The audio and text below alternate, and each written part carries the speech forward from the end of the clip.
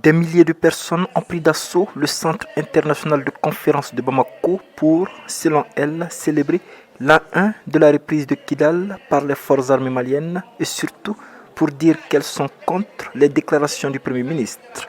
Samedi dernier, lors d'un meeting, Choguel Koukala Maïga a mis en cause la gestion de la transition par les autorités militaires. Je suis là aujourd'hui pour commémorer la victoire de Kidal et pour soutenir aussi la transition et pour barrer la route aussi à la déclaration du Premier ministre qui ne fait pas la fierté des Maliens. Le Premier ministre, lors de son meeting, s'est surtout plaint d'être écarté de la prise des grandes décisions qui engagent la vie de la nation, notamment sur le report des élections qu'il dit avoir appris à la télévision en même temps que les autres Maliens. Pour Boubacar Traoré, président du mouvement patriotique pour la solidarité nationale, cette mise à l'écart, même si elle était vraie, ne saurait expliquer la sortie du Premier ministre.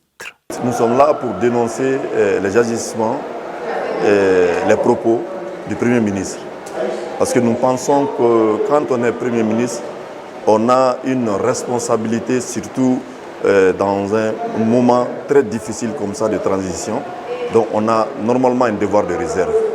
Donc un Premier ministre qui sort avec des propos comme ça, de division, vraiment on ne pouvait pas rester silencieux par rapport à ça.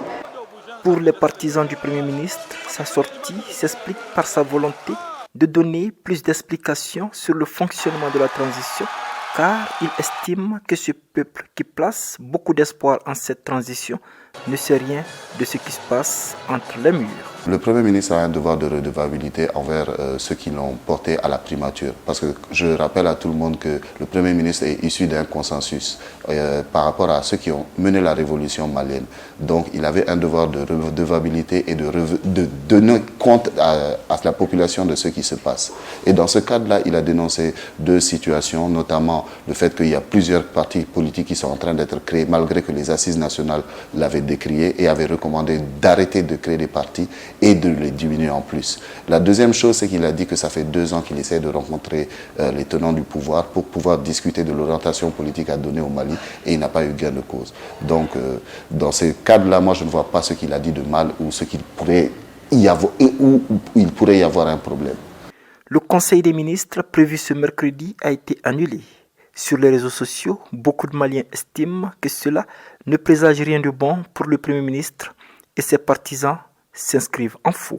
Moi, je pense que le Conseil, ce n'est pas la première fois qu'un Conseil des ministres est reporté au Mali. Et vu la situation, je pense que les acteurs principaux de la politique malienne sont en train de se concerter pour trouver une issue favorable, un consensus par rapport aux problèmes posés aujourd'hui. Donc moi, je ne vois vraiment pas de problème à cela. Les heures et les jours qui vont suivre vont permettre de savoir comment cette situation sera gérée.